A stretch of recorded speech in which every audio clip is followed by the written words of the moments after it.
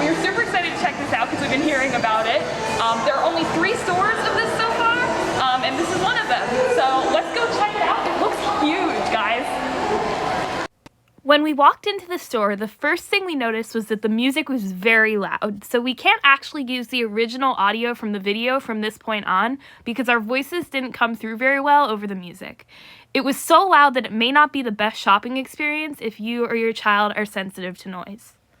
But it's a pretty large store with some larger doll houses and playsets up in the front and the main doll section kind of in the middle of the store. There's some Our Generation dolls up in the front, some Lori and baby dolls in the next aisle over. We noticed the Zap Creation baby Annabelle dolls and then lots of playsets for the Loris. Then we've got the Zuru Angel High dolls. And we also noticed these My Garden baby dolls from Mattel, which we had never seen before, and they seem to have a lot of those and a lot of play sets and fashions and extra accessories for them as well. Then around the corner, they had an end cap with some Cabbage Patch Kids. They've got a bunch of different sizes of those. The next big section we have is the Disney Princess section, which had a lot of different dress-up dresses, and then a bunch of the different princess dolls, Doorables, all kinds of Disney and princess stuff. Then we've got a big section for Frozen as well on the other side, also with some dress-up stuff and some dolls, styling heads. Then they have this huge Barbie section.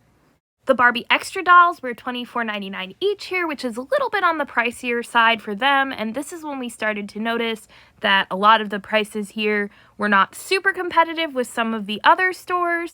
They do have a pretty big Barbie section though. They have a lot of variety. They have a bunch of the Space Discovery dolls. Then they also have a lot of the big fashion sets and play sets and hair play dolls. Then moving over to the other side of the aisle, they had a lot of the career dolls and those play sets and the fashionistas as well. We couldn't find what the prices were on the fashionistas here. So we kind of just kept moving on to the next Barbie end cap, which had a bunch of play sets and more like career style play sets. And then we moved on to the next aisle, which had a lot of Polly Pocket play sets and also had My Little Pony. They had this plush Pinkie Pie that we thought was really cute. She was $14.99. They also had the big New Generation 6-pack for $69.99, which is about $20 more than it is at Target. Then for the next end cap here, we had the Crybabies in a lot of different sizes. We had the Tiny Cuddles and the Magic Tears, and of course the classic size babies, and then glitter babies on the bottom shelf there. This is when we moved into the LOL Surprise section, which is also pretty big. In the front part of it, they had some makeup and crafting sets. And then we got into the dolls. The Tweens Babysitting Party dolls were $34.99 here, which is also on the pricier side compared to where they are elsewhere. They had the Fierce dolls for $39.99, which is about $10 more than they normally are. And just all around, most of the prices were a lot higher than competing stores.